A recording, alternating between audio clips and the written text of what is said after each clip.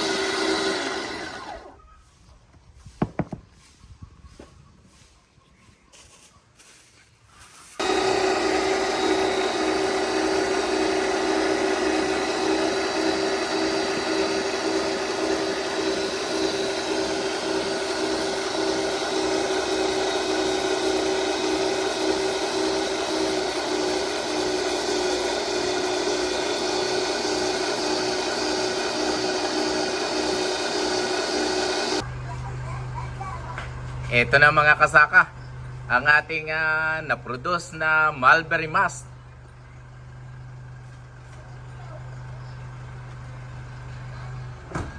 Nakaapat tayo ng damajuana ng mulberry mask, ano? Tomorrow, sisimulan na natin i-ferment ito.